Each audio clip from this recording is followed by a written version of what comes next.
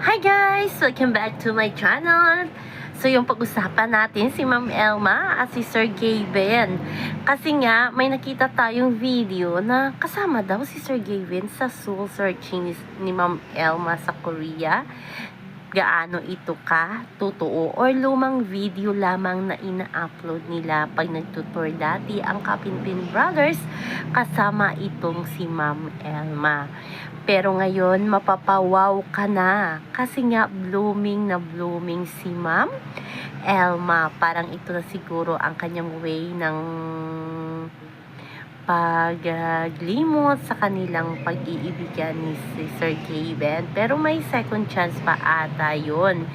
Kaya abangan na lang natin kasi yung wall photos ni Ma'am Elma sa Facebook, si Sir Gavin pa din at ang pamangkin nila. Kaya parang may chance pa siguro ngayon binibigyan nila ng time ang isa't isa bilang single muna, makapag-isip-isip, pero may chance daw.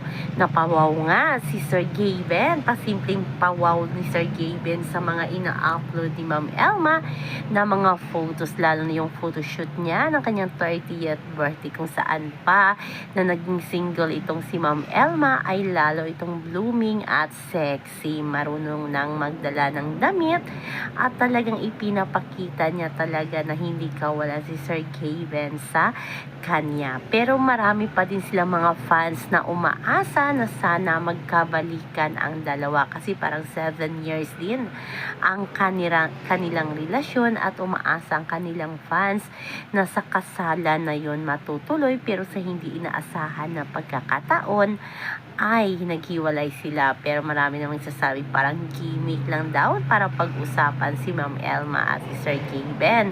Kaya abangan daw ang muling pagkikita or pagtatagpo ng dalawa kasi may mga trabaho pa silang naiwan na kailangan nilang tapusin noong magjowa sila. Yun ang sabi ni Ma'am Elma sa kanyang TikTok live selling, diba?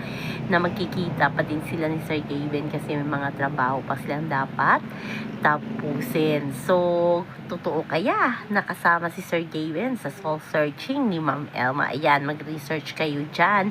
Pero para sa akin, parang lumang video na yon nakita natin at solo flight talaga itong si Ma'am Elma na pumunta ng Korea. At si Sir Gavin naman, tuloy na din ang kanyang pag-vlog, updated ng kanyang Facebook sa kanyang pag-vlog. So, yun lang po guys ang ating update sa ngayon. Hanggang sa muli. Bye-bye! Always remember, wag po tayong magpaka-stress. Please like, share, and subscribe my channel para ma-update kayo sa mga bagong upload.